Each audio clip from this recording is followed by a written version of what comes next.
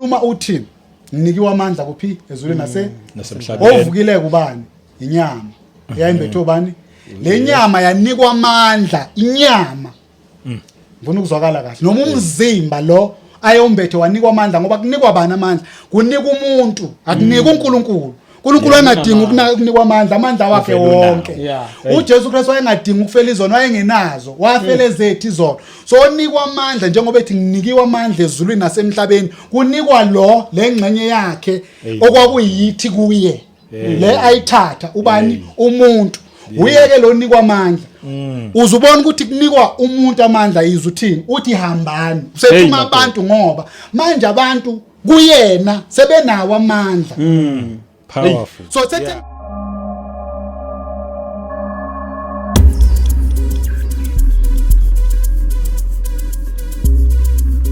welcome to another episode yeKota 2 Media. Once again, I'm your host Umduduzo akaShabangu. Ngibonge futhi ukuthi uphinde uchoose le channel uphinde ubuye uzohlanganyela kanye nathi siyabonga. Ngibonge kakhulu kuma subscribers ngibonge nakubantu abalokhu beza nje bezoyibukela le channel. Kanti nama comments enu futhi siyabonga kakhulu. Samukela konke. Naba criticizeayo mahla ama criticism but umuntu ocriticizer ebe akha ya ngeke sithi asifuni ucriticizwa kuhle konke lokho ngiyabonga as usually I'm not alone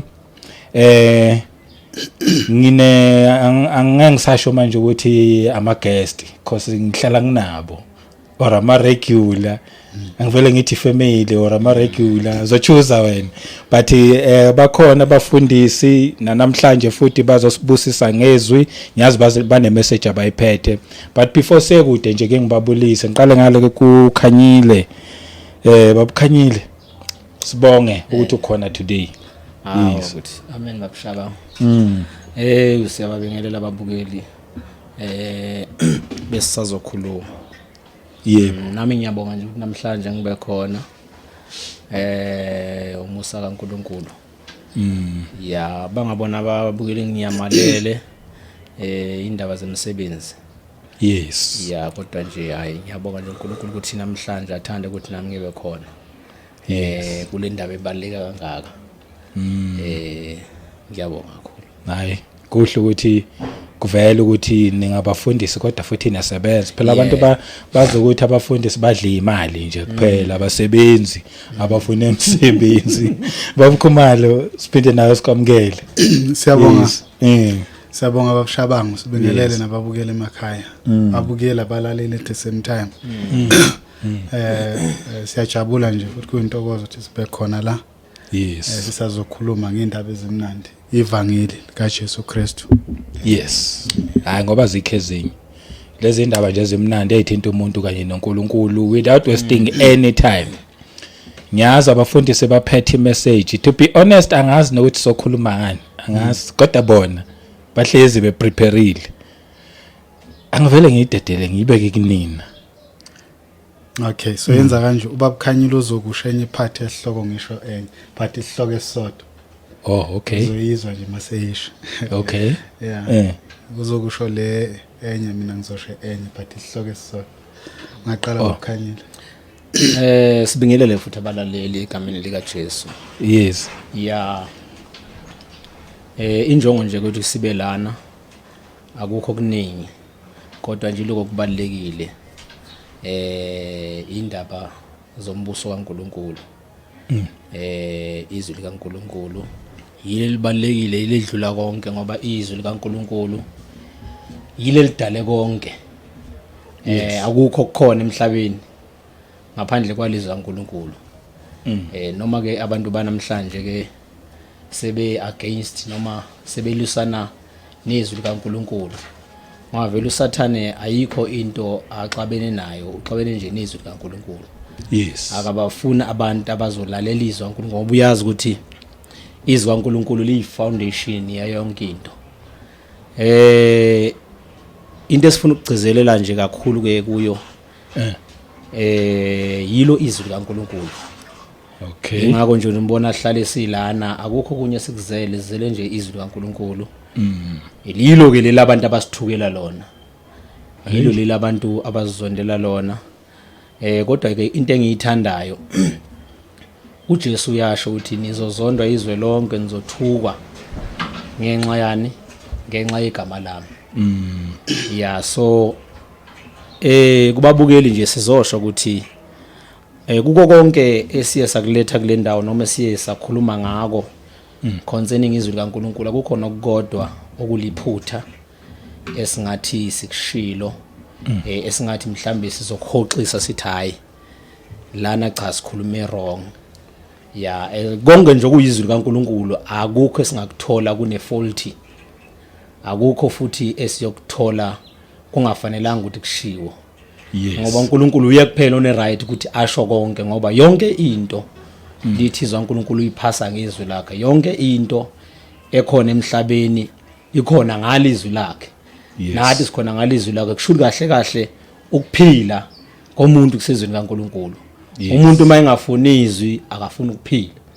Manje ke ingakho ngithi akukho esike sakusho kule ndawo engingathi hayi sizawuxolisa ukusithi hayi babukeli cha lana sikhulume kabi. Singaxolisa mangabe kukhona kwethu okuyizwi lethu esikhulumile ngoba phela khumbula ukuthi uNkulunkulu indlela zakhe asifani nezethu. Ingakho isikhathi esiningi izwi uNkulunkulu malikhuluma liyaphambana nezwi labantu.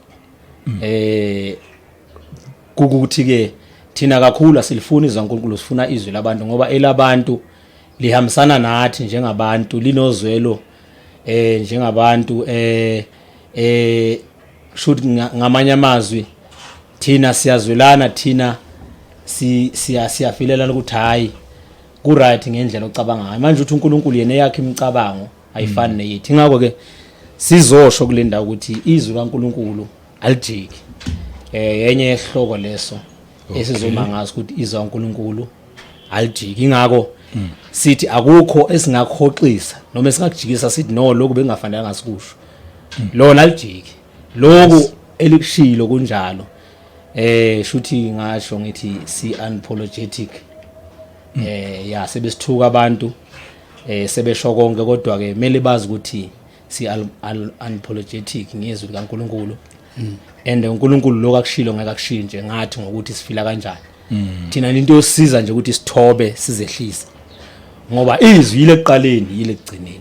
Alijiki izwi likaNkulunkulu babukeli. Yiko nje sokusho ukuthi alijiki izwi likaNkulunkulu.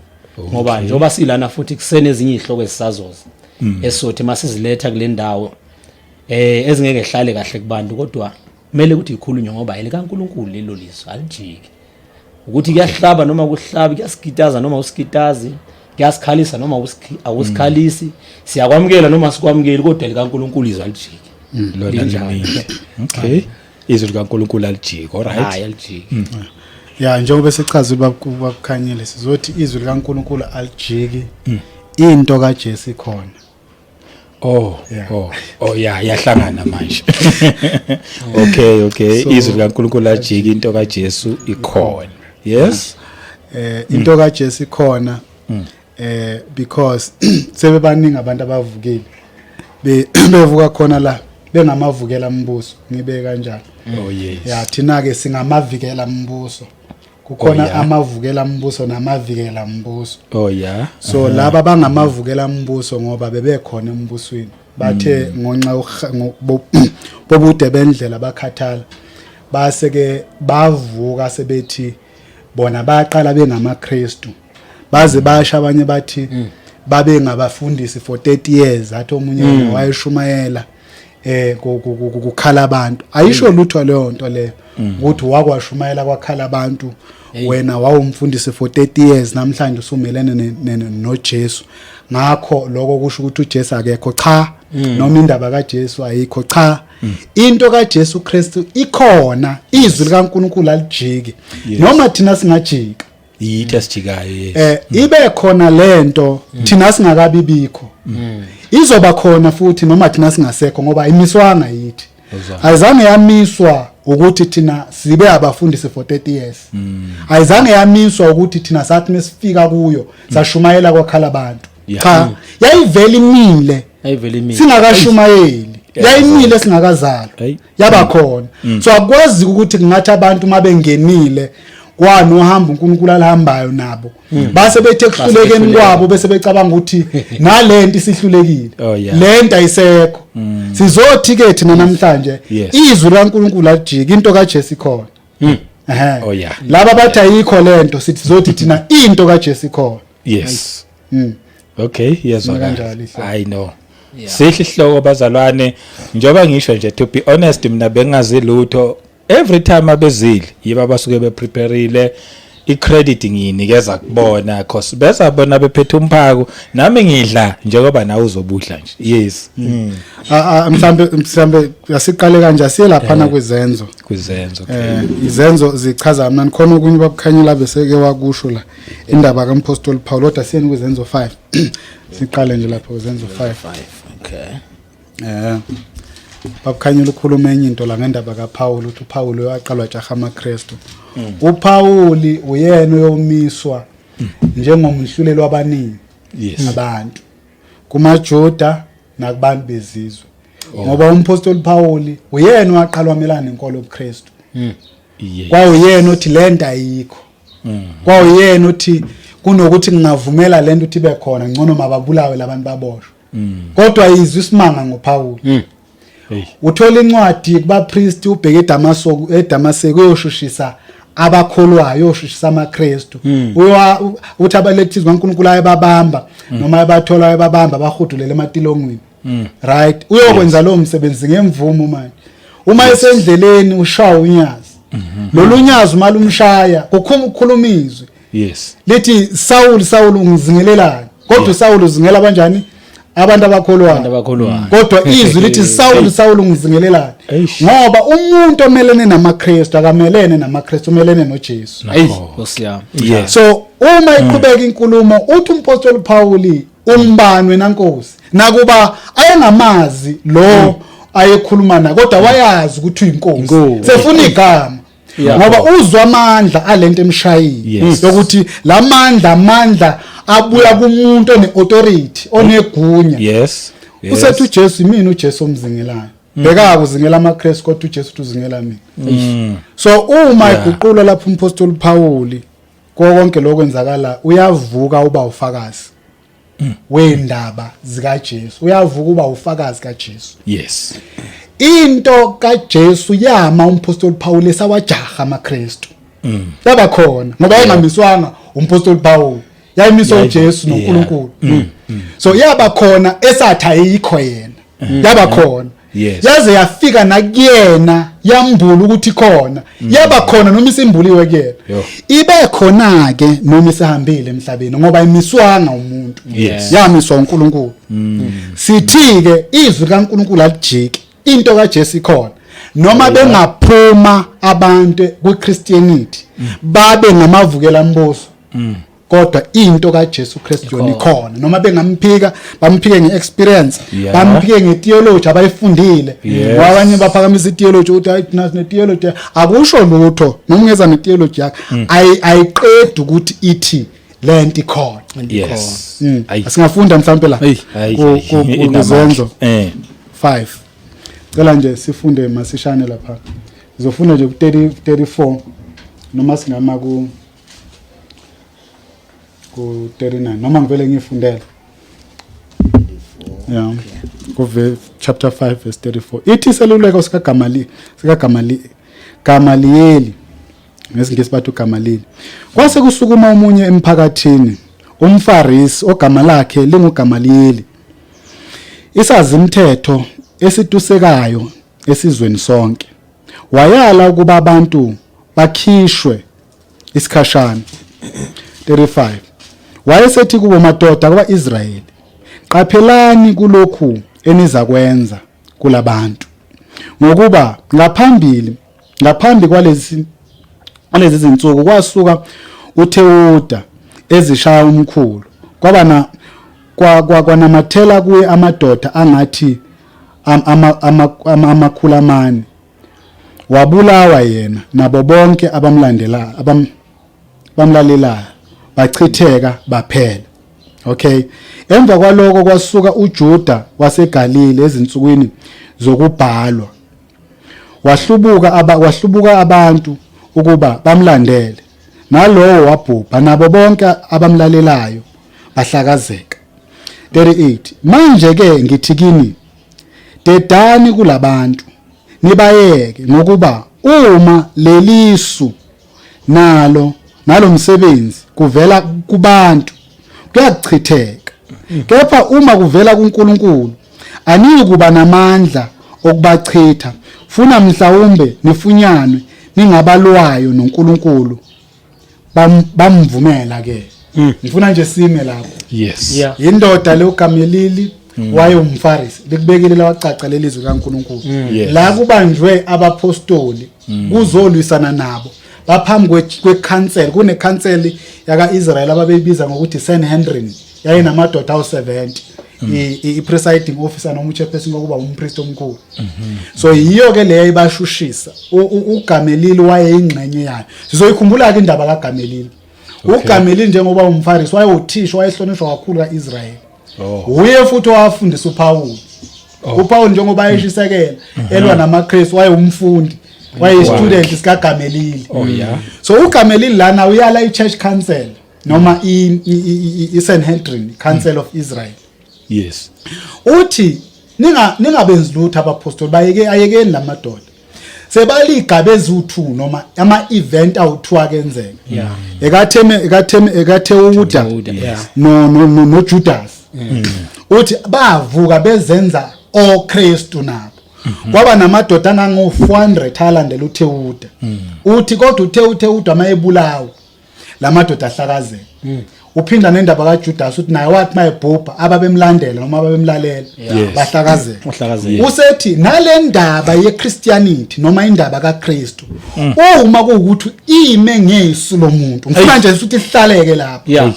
Uthi uma lento kuukuthi ime ngesu lomuntu njengento kaTheuda noJudas eyayime ngesu lomuntu kwathi labantu mabefa lento yahlakazeka. Uthi nale eyeChristianity uma kuukuthi naye ime kanjalo uzothi uJesu Kristu noma kuzohamba isikhathi bese yahlakazeka. Uma kuukuthi lento yeChristianity ime ngompostoli uPeter noJohn lamadoda abanjiwe uma bebhubha izohlakazeka. Uthi ke asihlaleni isilinde sibayeke bayenze lento. Mhla bebhubha izophelele ngathini izoshabalala njengalokho kwenzeka kuTheuda noJudas. Asizeke. Yes. Bayayekwa ke ngendlela abayekwa ngayo. But ngiyithanda lesiluleko sikalo sikaGamelili. Ngithi mina ke sikhuluma nje simile lana namhlanje. Selabhubha uPeter. Selabhubha uJohn ababebanjiwe la. Kodwa thina sisamile ngendaba yeChristianity. Why sisamile? Because le yayingamanga ngesu lomuntu. Yayime ngesu kaNkulunkulu. Isiluleko sikaGamelili lana sithi uma kuukuthi lento ime ngesu likaNkulunkulu aninawo amandla okuyichitha izoma noma senilwa nayo nina into eyokwenzeka ngani nina niyofunywana niyabantu abalwa noNkulunkulu. Yes. Izwi likaNkulunkulu alijiki. Into kaJesu Kristu ikhona. Safika thina ensindisweni siqale sayiphika. Safika endabeni kaJesu siqale sayiphika. Asimangala abantu mabeyiphika. Akusintenje. Nami umpostoli Paul waqala ukulazi ngelamaKristu. Akusintenje. Wathi indaba yeChristianity nendaba kaJesu into engekho. Right. Kodwa ekugcineni uyena osebhala incwadi eziningi kwiNew Testament ivela bonke abantu. Wayebulala amakhewa wakho. Angakhulumi kakhulu babukhanyile awungene. Amen. Into kaJesu ikhona. Izwi likaNkulunkulu alijiki. Siyabonga. Yazi mayisachaza ngalendlela. Ngiyayithanda le ndoda le mayithi bayekeni. Uma lento ivela kumuntu kuzabonakala. Ngicela nje ngifakazele nje la usho ngicela nje siye kulokho njana ngoba into mangabe izoma ima ngoba ukhona oyimisile. Yes. Kufana nekhaya. Kunamakhaya ethola ukuthi makusekhona umuntu oprovidayo. nomuntu okuyena owenza ukuthi kube yikhaya liyami ikhaya yeka kodwa uma eke wahamba yabonakala ukuthi akasekho oh yes uma singabala njoba nje esho Baba Khumalo ukuthi baningi abantu abadlulile emhlabeni aboPeter ababeshumayela ivangeli baprofeti badlula abapostoli badlula emhlabeni kodwa le ndaba lisamile yes and le ndaba lena isenamandla ngoba banithiwa yayime ngabo noma kuthiwa yayikwakuyiplane yabo ngaba yisekho abiyabhubhana yeah ingakho sithe izwi laNkulunkulu linamandla yes yeah ngoba uNkulunkulu yena ngicela siye kumaHebheru sifakazele ngezwi siye nje kumaHebheru ngifuna ukuthi sizwe amandla izwi ngoba lento esishumayela inamandla thina sinawo amandla banethwa bengeyethu ngabe sesagive up noma abantu besithuka noma abantu bedayikho lento le ngabe sesagive up kunjalo babusha ngabe sesagive up kodwa manje ngenxa yokuthi akusile lethu lelizwi leli cela siye kumaHebheru chapter 4 verse 12 ifundeka kanje ngayifunda okay ithi isihloko izwi likaNkulunkulu liphilile linamandla bese thi ngokuba izwi likaNkulunkulu liphilile linamandla libukhali kunezinkemba zonke ezisikandla ngothu zombili lihlaba kuze kwahlukaniswa umphefumulo nomoya amalunga nomkantsha lahlulela imicabango nezizindlo zenhliziyo futhi akukho nto edaliweyo engabonakali phambi kwakhe kepha konke kwambuliwe kusobala emehlweni akhe esiyakuzilanda kuye ihloko nje sakhona nje siyasho nje ukuthi izwi likaNkulunkulu yes liphilile and linjani linamandla angicela nje siye nalapha kulokhunjana before ngiyakule ukuthi why izwi likaNkulunkulu linamandla okay 2 Timothy 3 sofunda nje 16 no 17 amen ukuthi why izwi likaNkulunkulu linamandla 2 Timothy 3:16 16 and 17 yonke imibhalo iphefumulelwe nguNkulunkulu ilungelo ukufundisa nokusola nokuqondisa nokuyala ekulungini ukuze umuntu kaNkulunkulu apheleliselwe yonke imisebenzi emihle nayi secret la ikhona ukuthi leli izwi likaNkulunkulu akusile lo muntu yes elikaNkulunkulu kunemoto ezithi mangabe zikhandwa uyibone mhlambe ine sticker noma ibhaliwe kuthiwa powered by Mercedes Benz siyamazi uMercedes Benz ukuthi unamandla kangakanani manje nezwi kaNkulunkulu is powered by God lipowerishe uye yes yingakho linamandla yingakho futhi linjani liphilile ngoba ukuphila kukuye uNkulunkulu amandla akuye uNkulunkulu yingakho liziliza uNkulunkulu akunanto edaliwe should njoba kungenanto edaliwe ayikho into edaliwe engamelana nalo ayikho futhi into edaliwe engaba namandla ukuthi lo uNkulunkulu afuna kwenzeke kungenzeki yingakho liza uNkulunkulu akukho okudaliweyo okuyoma noma akukho okudaliweyo okungabonakali phambi kwakhe lithi esiyokuzilanda ngoba phela izwi likaNkulunkulu mele bakwazi ababukeli namhlanje ukuthi izwi kaNkulunkulu ukuphila ngaphandle kwezwi kaNkulunkulu asikho thina yes nomhlaba futhi awukho uma ngabe si rejecta izwi kaNkulunkulu si reject ukuphila should mas rejecta izwi kaNkulunkulu angazi ukuthi ngathi sizophila kanjani ngoba yile lokuphila kwethu ngaphandle kwalizwa uNkulunkulu thina sikho ngaphandle kwalizwa uNkulunkulu ukuphila kukho yes ingakho ke lana lithi zoNkulunkulu yonke imibhalo iphefumulelwe nguye uNkulunkulu yes leli izwe sishumayela leli iphefumulelwe nguye uNkulunkulu yingakho lingaphelela ngamandla yingakho likwazi ukwenza umsebenzi lo uNkulunkulu alithumele wona alidinga ukuapprove umuntu lidinga ukuthi umuntu alithobele akholwe yilo alilalele uma umuntu ekholwa yilo elithobela alilalele liyawenza lo msebenzi njani elithunyele wona akusilo izwi okuthiwa namhlanje linamandla kusasa ngathi amandla lehlile lela lizwe lalishumela uPaul saseyilo leli ingakho kuba nomhlabelelo othi ivangeli la kuphi lakudala yile lasikhulula kuphi ezonweni. Namhlanje abantu abaningi bafikile uma befika bafika lithi zoNkulunkulu abantu basigubhela imithombo yabe njani evuzayo. Namhlanje kunabefundisi abaningi namhlanje abasukile kulela livangeli lakudala. Bakhanda indlela entsha yibo lawe namhlanje sibatholayo uze umuntu ethi mina ngangikuwa insindiso ngangisindisiwe. Uma ungambuza ukuthi lento okuyo kwangeyona into okuyiyona yini kuba ngazani manje lento ayekuyo insindiso ngalesikhathi esekuyo njengoba manje engasekho kube ngazani manje lento akuyo ingcono kunale ayekuyo.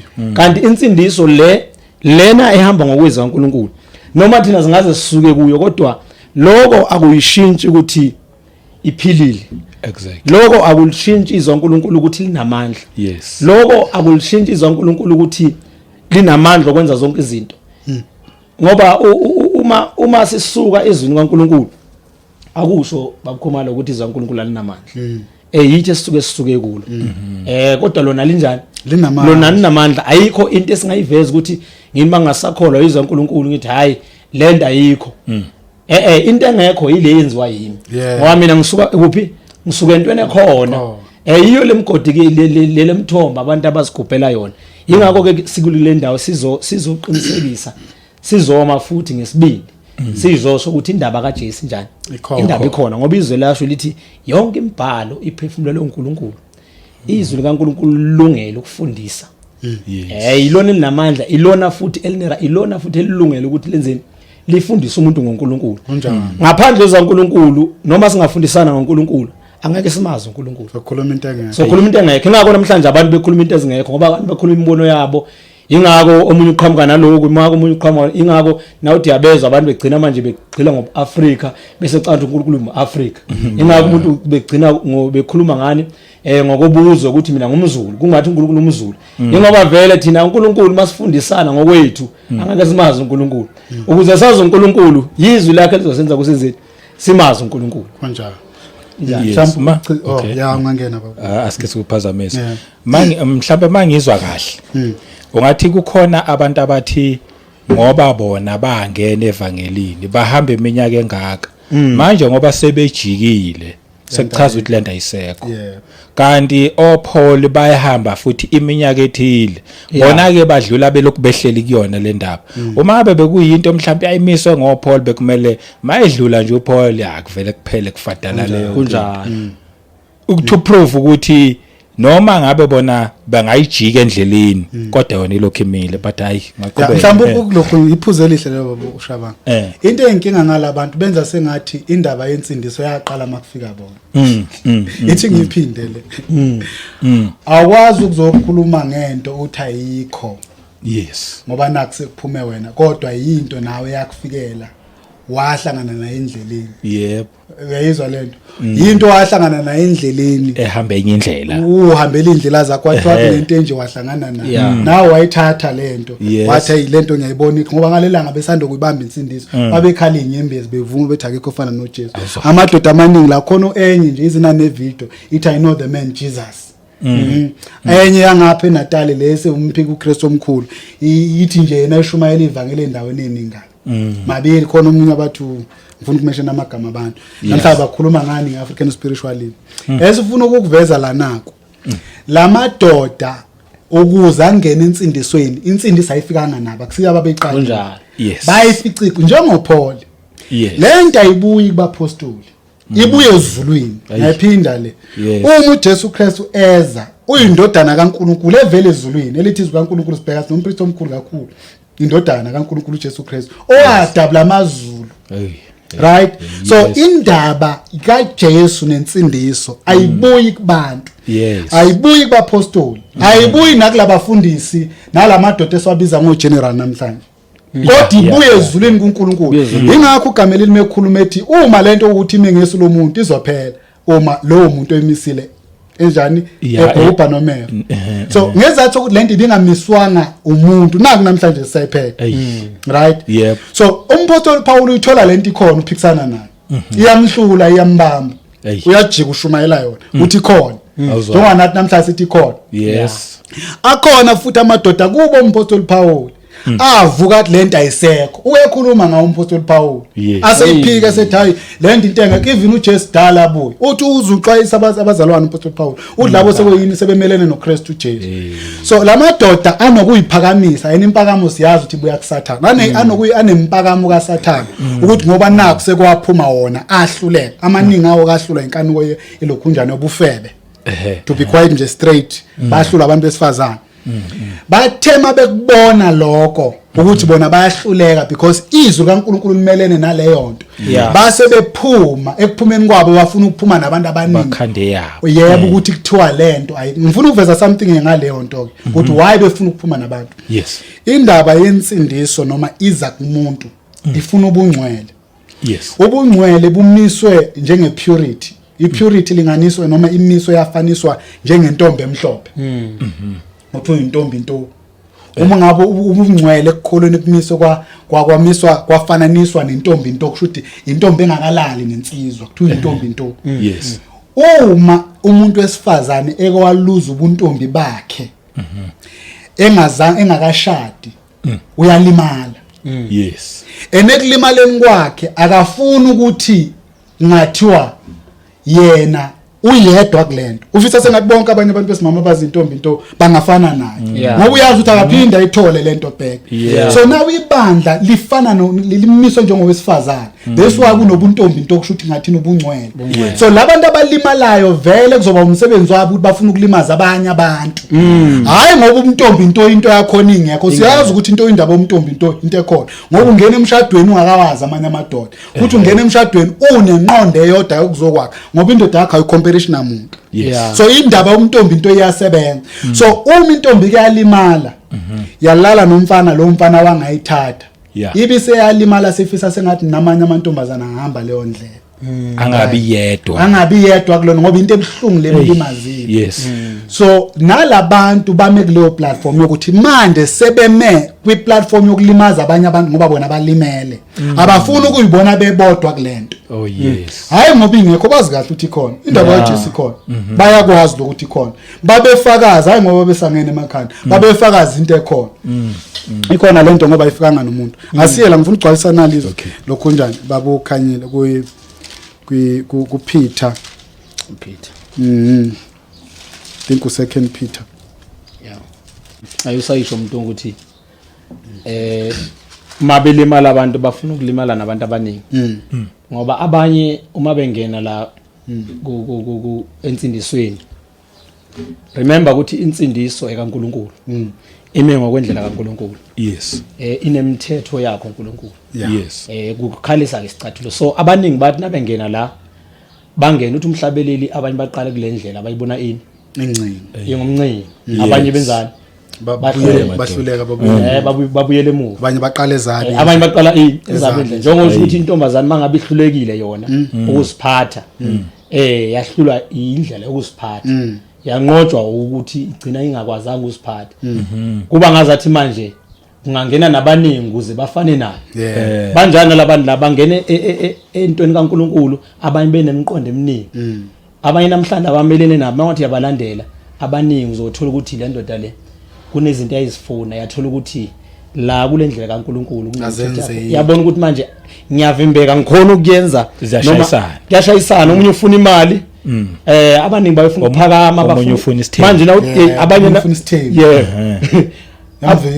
yavimba manje aqala ngoJesu wayibona ukuthi manje hayi lento ingumncini afuna manje indlela wabona wathi noma yazama ukuthi hayi angiqhubeke kuyo yina lesithemba ngizama indlela ukuthi kwangenzeka kwagcina manje njani nakho ke yes njani so lapha izwi kaNkulunkulu ku First Peter chapter 1 ngifuna nje ukufunda lapha iqala ku 23 ithi ngisenizelwe kabusha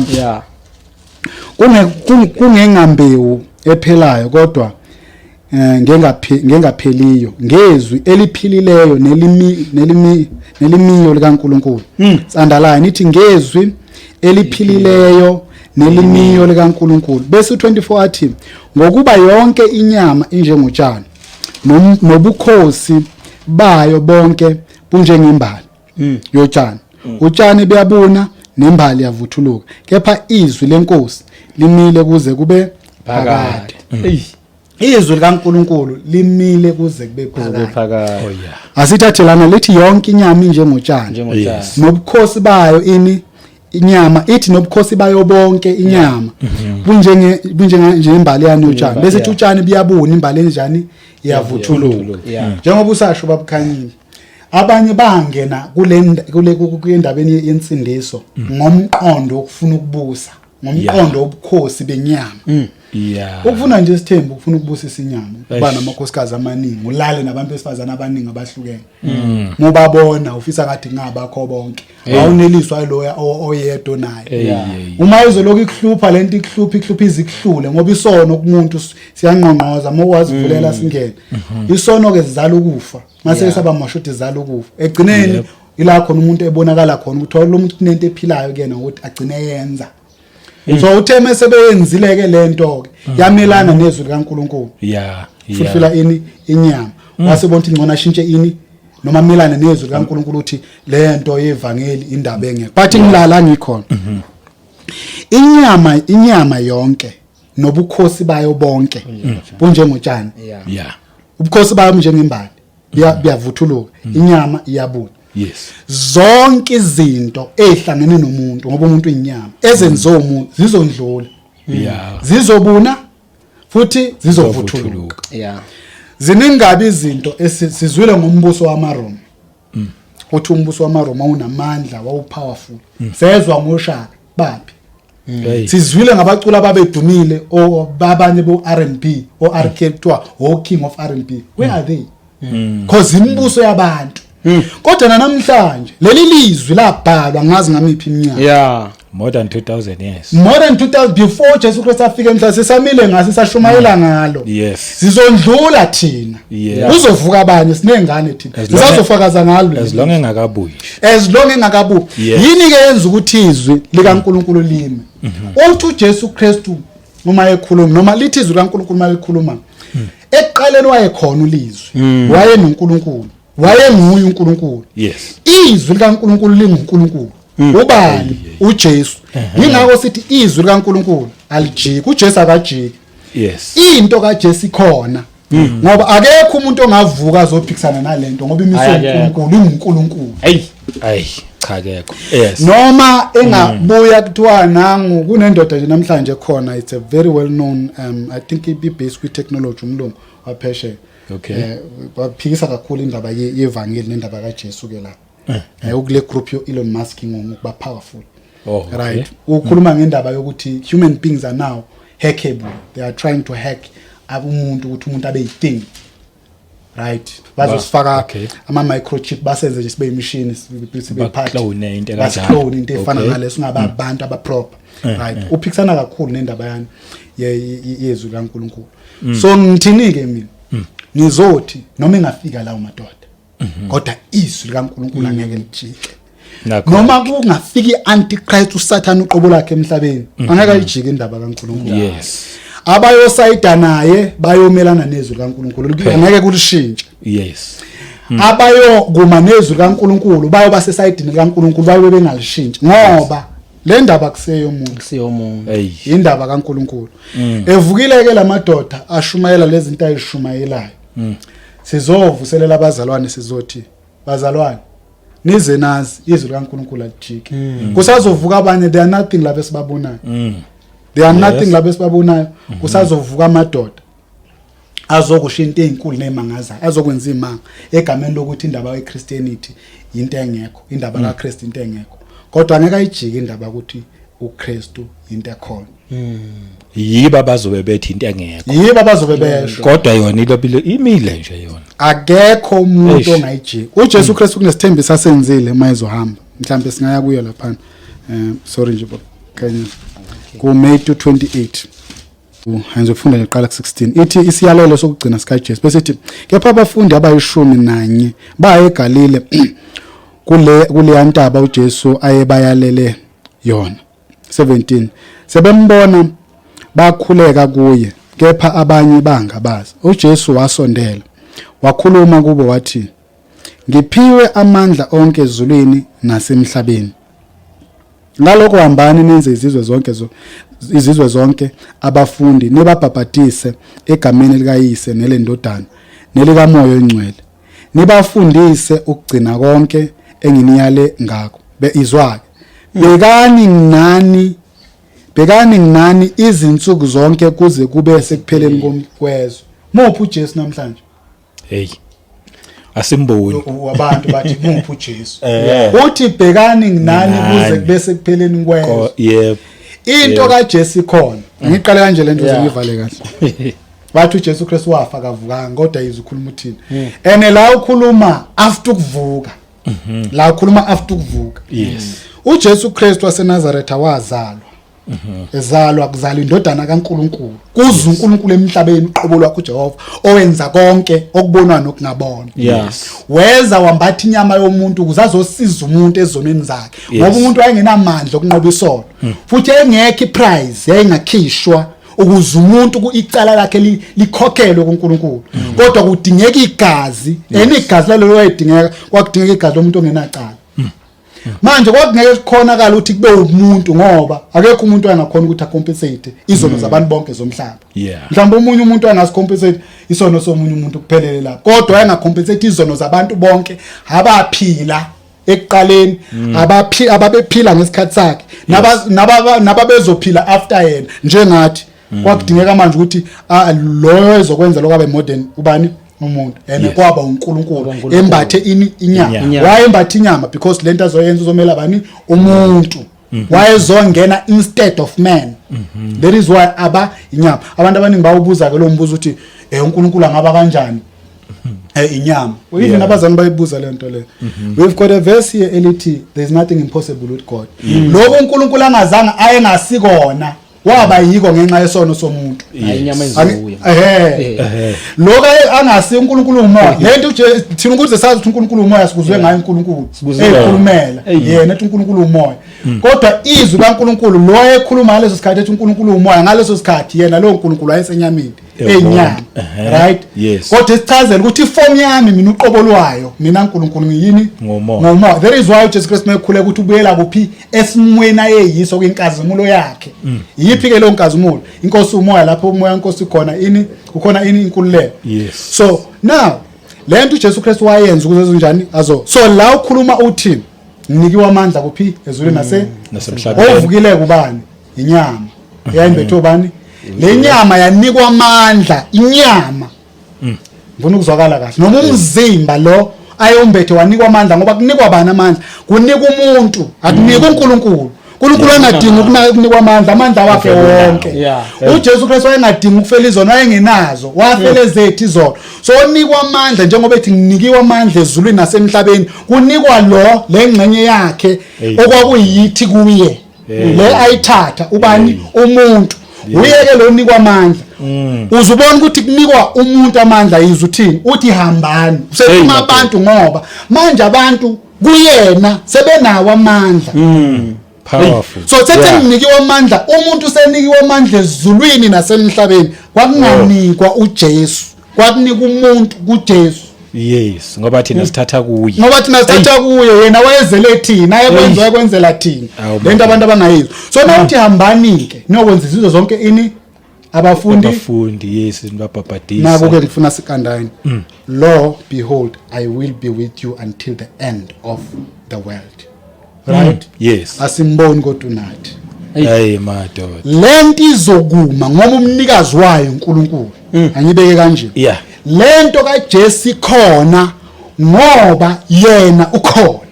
Noma singamboni. Yes. Kodwa yena ukhona. Awu madoda. Noma abantu bengavuka bamelane naye bathi lento ayisekho iyoba khona noma bengazi bakhale. Noma bengayibulala noma bengayisika njengabaprofeti bakaBhali ekaJesu yona izoba khona. Noma kungajika thina kusasa njengalokho nabo sebejikile. Sibuye babishaba ukuthi uhlangana nathi sithi hayi siyeke lento ayikho izoba khona ngoba niswanga yini. Yona ikhona. Awu madoda. Hey, la mandla angaka siphiwe wona. Yebo. So wathatha kuJesu. Yes. Yebo. Hey. Simnandi lehloko kakhulu. Ukuthi indaba kaJesu ikhona. izwi likaNkulunkulu linamandla. Jesu uthi hambani kuphi izweni zonke. Yes. Nilishumayele ini Ivangeli. Uyathembisa futhi ukuthi uma nihamba nezweni zonke nishumayele ivangeli. Anishumayele ngawena amandla. Mina ngizonipha amandla. Awu madoda. Namanje usibona nje simile. Simisa wakhe amandla. Njobe esho babukhumala ukuthi noma ngabe kuthiwa thina siyashintsha kusasa akusho ukuthi uJesu akanawo amandla. Yes. Ngoba even nongababuza laba asebeshintshile namhlanje abathi indaba kaJesu ikhona. Ayikho. Uba laba bathi indaba kaJesu ayikho. Umbuzo wodwa ukuthi mhlawumbe amukela uJesu kwenzakalani kuyakhe impilo. Kunabo ufakazi. Ayunabo. Ngoba ngeke uhlangane noJesu ngabasindiswa ngempela. Ingakho indaba kaJesu ihlula umuntu noma kuthiwa even noma kuthiwa umuntu usephuza utshwala. Kodwa uzokutshela ukuthi hayi ikhona indaba kaJesu. Kuhluleke mina ngabuyela etshwaleni kodwa ngalesikhathi sekuJesu wayengaphuza utshwala. Ngalesikhathi lithisa uNkulunkulu uma umuntu ekuKristu uyisidalo esisha. Yes. Okwaqala kunjani? Waqala kuyadlula. Bese vele khona okusha. Once umuntu amamukela uJesu ikhona into enzakalayo. Ngoba umuntu mangabe ekuKristu uma imamukele kahle uJesu. Singathuswa abantu abamphikayo uJesu. Kodwa ngoba kunomehluko phela ukuthi yena lo Jesu lo yomphikayo uyiwa amamukela yini. Uyamazi yini. Njoba ngisho ngithi khona abantu abamamukela uJesu. Kodwa manje bathi nabengena abantu bathi nabengena bakholwa bamamukela uJesu kodwa manje inkinga la yabakhona bathi nabengena la kuJesu bangena ngenhloso ethile. Ingakho ke kuba nezinto enjani eshayisanayo ngoba phela uma singena la kuNkulunkulu noma masikholwa la kuNkulunkulu uthi uNkulunkulu akafuni ukuthi masingena sinezele noma sinciphise. Ngoba elakhe izwi lisanele. Ingakho singanezeli singanciphisi manje abantu bafuna ukungena la izwi kaNkulunkulu bese befike beyanezela.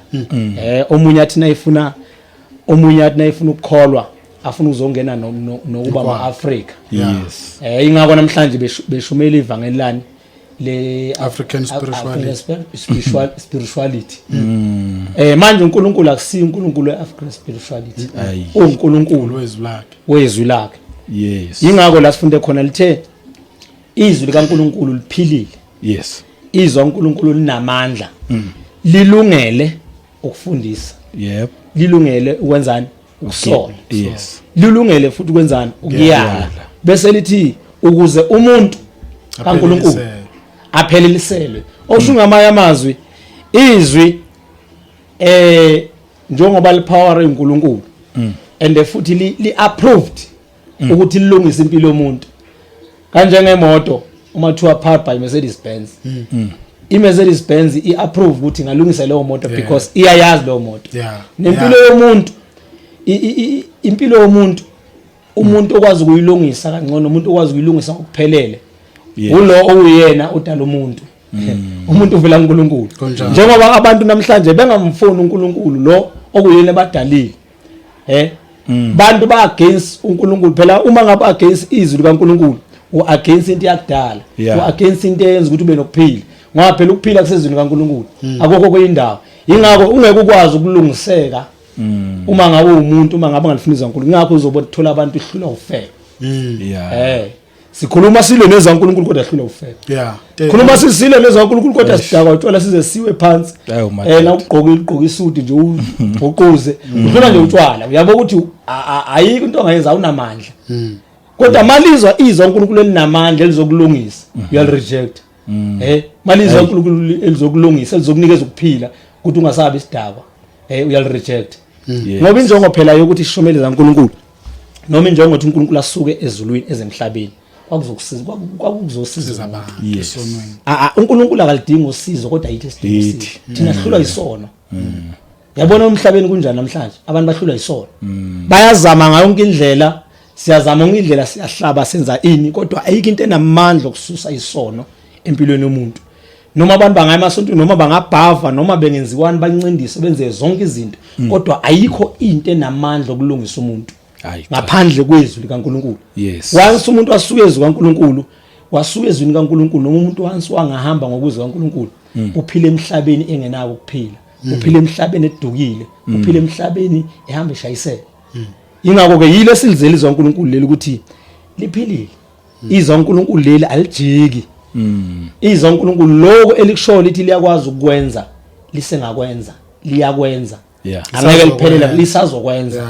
Athi umhlabeni lisoze lenzani laphelela amandla. Ingakho kudinga nje ukuthi umuntu enzeni akholwe yilo. Lokho elakwenza kimi la nginika amandla la ngangenawo. Phela ngangenawo amandla namanje nginawo amandla ngokuthi ngisezwe. Mangathiwa ngiyasuka ezwini kaNkulunkulu ngangibona kahle. Ngangibona kahle mina ngazi that's why abantu bayalazi iqiniso ingaka abantu noma bengeze balifuna izwa kaNkulunkulu kodwa umuntu uma ngabe bekakholwa uma ngabe esekayekile ukukholwa sebembona enze izinto bazothi buka ke bayazi abantu even umuntu ekholwa mawenze izinto ezirong bakutshela bathi hayi umuntu okholwa akenzi kahle ngoba bayazi ukuthi umuntu uma esekholwa ithi uNkulunkulu umuntu ekuKristu sidale esisho bayazi abantu bazokutshela ukuthi hayi umuntu okuJesu umuntu omKristu noma umuntu owamukela uJesu akenzi kanje ngoba bayazi ukuthi umuntu uma amukela uJesu khona ushintsho kumele libe khona empilweni yakhe inamandla lento indaba kaJesu khona yazi lento enishoyo to prove ukuthi ngempela ikhona ireality yabona umuntu noma ngabe sehlubukile for ukukhombisa ukuthi ngempela wakwayizwe itouch kaNkulunkulu yazi ubona ngani noma esehlubukile udlalela ezwini uma ngabe into engenamsebenzi uma ngabe ukuthi akuna touch akayithola yazi into once wayibona lento le ayinamsebenzi ukhohlwa yiyo futhi awufuna nokukhuluma ngayo ubheke ezinye izinto ezinomsebenzi but to prove ukuthi lento le yabathinta futhi isaqhubeka isabathinta that's why balokhu bayarebela manje barebela noNkulunkulu okhuluma nabo bona babhizi balwa naye to show ukuthi khona lento why bangayiyeki ke mayengekho nje umuntu avele nje ahlukane neBhayibheli angasakhulumi ngoNkulunkulu ayiqhubekele ngezilwane ekathi izilwane izihlahla sikhonzeni izihlahla manje wa entertain into engekho why entertain kangaka lento engekho kuze kube ukuthi khona lento yes kuze kube nama topic impela nje kuliwa nayo why kungani into ebhlungu ngalento ukuthi zonke inkolo inkolo zonke amelani zona zizodwa apha until kufike kwiChristianity inkolo zonke nje amelani ziyavumelana inkolo ziyavumelana ukuthi zilwela ukuthi azivumelani ukuthi avumelani bese zilwela ukuthi azivumelani ukuthi sikhonze uNkulunkulu umunye but Christianity ayisho njalo iyala that is why zonke inkolo mayiqala ahlangana labo interfaith ngeke ube ku interfaith ku Christianity wonke amabandla athi kuKristu aku interfaith akusawe Christianity aveza umnjalo bawo ukuthi awomunye awenye indoda but angifuni ukudlwa ngithinike la ngithi khona kubo bonke abantu abamiswayo kuthiwa bangama character acisha afane noJesu wonke lama character alwela ukuthi afaniswe noJesu kodwa uJesu asilweli thina ukuthi uJesu Kristu akafaniswe nalama character ngikhuluma ngama character ngikhuluma ngoBuddha ngikhuluma nalendo daseNatali ngikhuluma nami nangabanye nje abaningi yes zonke lezi inkolo kuzo zinayo into ethi Jesu makukhuma inkolo nenkolo izoyizwe ikhuluma ukuthi ya uJesu kwakuyindodana kaNkulunkulu amanye bathi uJesu Kristu kwakuyilight abanye but iza kuJesu uJesu Kristu meqala efakazi sizwe nje uJohn 3:16 kukhuluma uJesu uqobo lwakhe lapha khuluma ngeNkulunkulu uthi uNkulunkulu wathanda izwe kangaka wazwanikela ngendodana yakhe ukubilo nalo uzokholwa indodana awuzokholwa yiyo yonke into ezovela awu madoda uzoba nokuphila okuphakathi angabhubhi yes unenye into uJesu Kristu ayishoyo lapha na kuJohn 14:6 uthi yena yes uyindlela yena uyiqiniso yena uyini ukuphila bonke laba abanye mabekhuluma beqala bekhuluma bakhuluma ngoNkulunkulu abangamazi bese bethi nomprofeti Jesu Kristu akakhulumanga kanjalo bambuza ngokuthi tshengisa ubaba wakho uzosanela uthi obone mina ubone ubaba kuba bonke laba prophet ama character kuthiwa afana noJesu awafani noJesu ngoba uJesu Kristu mayiqala efakaza wafakaza ngaye nje uJesu Kristu from the start until the end ngokuza umuntu ekhuluma ukuthi uJesu Kristu azange ashumayele ngayo akafundi iBhayibheli esilifundayo uJesu Kristu ufakaze ngayo from the on go up until the end exactly esho ukuthi kufanele ukuthi sikholwe yena uze ukuthi ophika indodana uphika uyise akekho umuntu oyobonisa ngaphandle kwendodana ufakaza ngaye uthi yena indlela neqiniso ukuthi yena isibani sezwe uthi yena ukuvuka nokuphila ayikho into ayikhuluma uJesu Kristu ayingakhombi kuyena etokholwa mina nokuphila kungona phakathi okholwa uyu nokuphila onguna phakathi ngoba uJesu Christ was Jehovah himself descended from heaven ezemhlabeni ezodonsa umuntu emletha kuye ukuze azonyuka naye uma evuka kunesithembiso sansenze uthi uma ningiphakamisa nina ngiyobabutha ubabutha ubani ezothathwa manje ehliselwe kumprofeti ongasumprofeti uthi umprofeti wokugcina kuba bonke abaprofeti uthi omkhulu uJohn akafake kubaprofeti wayethi uJohn because uJohn uzofakaza ngani ngokuza kwenkosi yes phela uJohn lokhu Eliya so uthi mayekhuluma uJesu Christ enze comparison noSolomon was a great king uthi uvet of Solomon nazo zonke izinto azenzile ezinkulu but greater than Solomon is here madoda bese zokwenza isibonakaliso ngoJohn athi nezwa ngesibonakaliso sikabani ngesimanga sikaJohn walala kuphi kufish yes 3 days and 3 nights but greater than Jonah is here madoda so Jesus Christ exalted himself and preached na wasethi thina sibe ufakazi yebo into kaJesu ikhona izwi lakhe liyezwa uJesu ngivale kanjena uma kukhona umuntu othi indaba kaJesu Christ ayikho kakhulukazi ngifuna ukukhuluma nalabo abathi uJesu Christ is a man-made fiction ngifuna ukusho kanje before ufike lapho kumele inqondo yakho uyithathe impela yonke futhi ungayifaki toilet uyithathe uyifaka olwandle fanele ngabe umuntu ofika kuleso sigaba umuntu othatha inqondo yakho afika uyifaka olwandle wase yabuya ke senekhanda elend yakholwa ukuthi emqondweni nalowo muntu ofike kulo conclusion ukuthi athi indaba kaJesu Kristu ifiction yakhanda belunga ngiphindela umuntu ofika kulo conclusion yokuthatha uJesu Christ is a man-made fiction umuntu othatha umqondo wakhe uthatha impela wawugubhela umgodi wafika ufaka phakathi wabuye ngase akanalutho enqondweni lo muntu why ngisho kanje before uzophika ukuthi uJesu Kristu waba khona fanele nje ukuqala ukuphika ukuthi Israel into ekhona before uzophika ukuthi Israel into ekhona fanele ukuphika ukuthi Egypt into ekhona ngoba Israel before ayokuba isizwe abe nendawo ungena eGibhithe ngojabo iGibhithe siyazi likhona la eAfrica namhlanje sikhuluma indawo ekhona uIsrael kunamhlanje usempini indawo ekhona right ukuthi abanye bathini ngokwehistory sokubuye sikhuluma lo ngelinye ilanga but naku la ngifuna ukusho khona kakhulu fanele uphike ukuthi amaRoma into ekhona fanele uphike ukuthi uSiza into ekhona ngoba uJesu wakhipha amazwi athi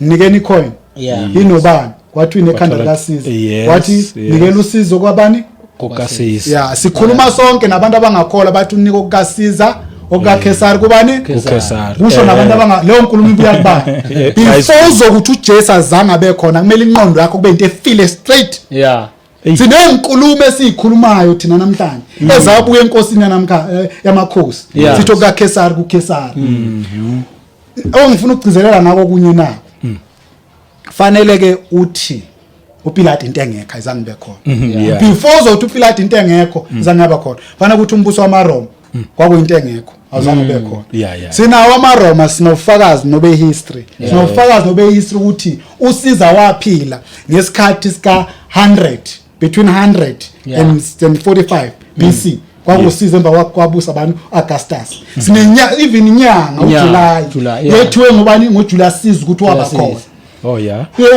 Uyinyanga uJuly kwakuQuintilis kwakuQuintilis ngoba inyanga ngokwekalenda yamaRoma zazu10 uEd inyanga ezimbili uAugust nobani noJuly beEdobambe uSiza waqala ukushintsha ikalenda ngo45 BC mayishintsha waseke wenza inyanga zawu12 wafaka inyanga leyo lokhunja waseshintsha inyanga lo Quintilis osho 5 ngesilatin Quintil usho 5 ngesilatin ngoba uyinyanga e5 so lo wasethi July after his name le enye inyanga uSextilis something esho number 6 lo August makufika uAugustus umshana kaJulius Caesar wathatha ubukhosi after Julius Caesar wetha leyo nyanga ngegama lakhe uthi August. Abantu laba abaphila baba khona. Yes. Sinobufakazi kwi-history yonke. uCaesar waphila before kufika kaJesu. So before uzothi nje indaba kaJesu Kristu into engekho kufuna ukuphike yonke le history enobufakazi nasekhalandeni. Ukuthi nje yonke lento into engekho imeni fiction zonke lezi indaba zosiza namaRoma akaze aphathe izwi. Ayiphikeki. Indaba kaJesu ikhona. Ayiphikeki. Abantu bafelwe ingqondo. Uzoza umuntu efuna ukucompare uJesu noShaka. uShaka ingane ehlaza tshaka uShaka umuntu ka1787. 1787 years. Ngiphinde le 1000. Yes. 800. 1787 years uJesu Kristu ahamba wazala uShaka. uShaka ufike la elokhundeni ukuzalwa kwakhe ngoba uzalwa ngo1878. 1878. Oh, okay. 1787. Right. Afike nina mama ababelungu eSouth Africa eCape. Van repeat. Yes. History ngayifunda. 1652. Okay. Umuphi unyaka ofike eqala 1652 no 17. U16. Uzwa abantu bethu uShaka waba khona before abelungu bafike but angifuni ukukhuluma lezo zinto. Right? Yeah. uShaka abelungu bese South Africa uShaka ezalo. Abelungu bese South Africa beneminyaka 135 years. uShaka efa ngo1828 yawushona ngo1828 emva kokushona kamama kunani mama kushona ngo1827 kwaqale kwashona qala lokhunjani inkosi la emkhulisile uDingiswayo ngo1818 yena wayesobulala inkosi yakaZwide ngo1820 ekhokhe revenge. So zonke lezi izinto zamanje izinto zamanje uJesu waphila kudala leli lizwi libuya kudala noma uzofaka uShaka kulento bangena uShaka kulento hayi no abangeni abantu bayizona bathe ngifuna ukusho la ilokho izwi laNkulunkulu aliphikeki uma ufuna ukuliphika kufuna yonke history qiniso yonke history destroy qiniso ngoba yonke Khanyile sesivalesi ngoba yonke ihistory imengalizwa uNkulunkulu. Noma ungangena uGoogle even uye kwi language yabantu kuma language izokubuyisela kule iBhayibheli. Google nje top 10 yama languages amadala. Ngoba phela kunama languages amadala. Lama ama language nje ama language amanje ubusha ama language izulu samanje. Kunama language amadala kunesiZulu. Aku top 10 izulu azingena ku top 10. But nawuzoya ngokomlando iBhayibheli yakhuluma ngako lokho. Even uzogugula nje research yabantu izokubuyisela kumbhoshongo sePape. Umbhoshongo wasePape. So lento ngeke uziphike. Into yenza ukuthi abantu baphike ingoba abantu izaNkulunkulu bangilahlile mina uNkulunkulu. Basigubhela ini? Eyabe imithombo evuza. Inkinga yabantu basigubhela ini? Eyabe imithombo. Kanti ethi imithombo bakithi ngeke izisize. Indaba kaJesu into ekhona. Yes. Izwi laNkulunkulu alijiki. Yes. Uma ngicela nje Isaiah 55. Okay. Ugcwalisela nje konke lokhu esesikhulumile kule ndawo ukuthi Isaiah 55 verse 11. Isaiah 50 verse 11. Liyakuba njalo izwi lami eliphuma emlonyeni wami. Liyakuba njalo ini? Izwi lami eliphuma emlonyeni wami. Liyakuba njalo izwi lakhe. Ngoba phela izwi laNkulunkulu liphuma emlonyeni kaNkulunkulu. Kunjani? Into ephuma emlonyeni kaNkulunkulu into engeke sikwazi ukumelana nayo. Into esingeke sizikwazi ukuyiphikisa. Kunjani? Ngoba angeke uphikise umuntu ongaphikiseki. Angeke uphikise kufana noma ingane izophikisa wena mzali. Okuyiwena oyilethe emhlabeni okuyiwena oyifundisa isikole okuwena oyenzela yonke into. Namhlanje abantu bafuna ukuphikisana noNkulunkulu okuyena abaphila ngayo. Balala bavuke bavuso uyu uNkulunkulu. Banengqondo bayakhuluma uyu uNkulunkulu. Kodwa futhi bona bajike benzani bafuna ukuphikisana noNkulunkulu. Ingakho sifika kulesikhathi lesi sokuthi abantu bafuna ukuthi uNkulunkulu futhi bamsole baba nemibuzo ngama question ngoNkulunkulu ukubuza umuntu ukuthi uNkulunkulu angadala kanjani abantu ajika ababulala awukwazi ukubuza uNkulunkulu lo mbuzo lo ngeke into mangiyikhandila akekho umuntu nangiyibulala angeke ukwazi nje ukuthi wangiyibulala angeke futhi ungibeke icala njengoba nje manje uNkulunkulu mayifuna usiqede emhlabeni nathi uNkulunkulu manje ngiyabaqeda bonke abantu emhlabeni ubani ongeza afuna athi uNkulunkulu lento yenzayo akumelanga uyenze ngoba into thina singayenza mangathi uNkulunkulu manje ukukhuluma ngaphandle ushivo sathi ngiyaniqeda nonke into engayenza ukuthi thina sikhale sixolisa uNkulunkulu awusixolele ngoba akekho omunye singathi siyomlanda siye uNkulunkulu usathane kangeke angeke usathane uzobaleka uzobaleka na ngoba into esho uNkulunkulu ayijiki naliza uNkulunkulu lithi izwi laNkulunkulu angeke lenze inculukhulu umuntu uqede uthi alibuyelaze kimi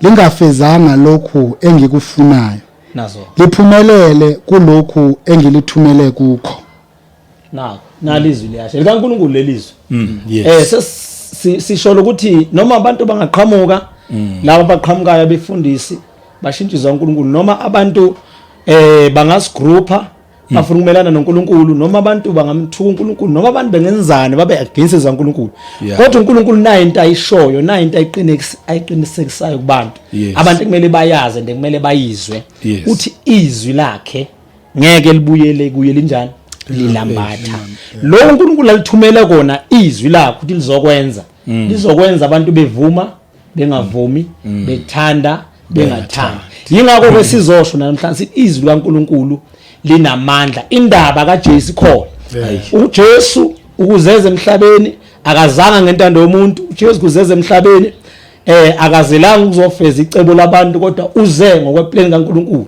uNkulunkulu yena lithi zoNkulunkulu ngokuzibonela kwakhe uyena owenze ukuthi kube nalendlela azoza ngayo emhlabeni ukuthi ezembethe inyama ngoba uye vele odale nenyama le shothi ayikho into impossible kuye so nje yiloko esizokuzelela kubantu ukuthi indaba kaJesu ikhona izwi likaNkulunkulu linamandla ngeke libuyele kuye lingawenzanga umsebenzi lo uNkulunkulu akuthumele wona hayi no siyabonga abafundisi isikhathi nje siphoqayo isikhathi ngiyazi lezi indaba lezi esiza nazo ayichaze emnandi kakhulu nje mina ngisitholele isihloko just ukeda ke nje ngizothi mina back to Christ abantu bakithi back to Christ kubantu bakithi sebedukiswe kakhulu abantu and abantu futhi nabo bakuvumela ukudukiswa abantu bayathanda ama message lawa abaketaza every day ngizothi mina ukuyibalekele nje message ezoketaza from January to December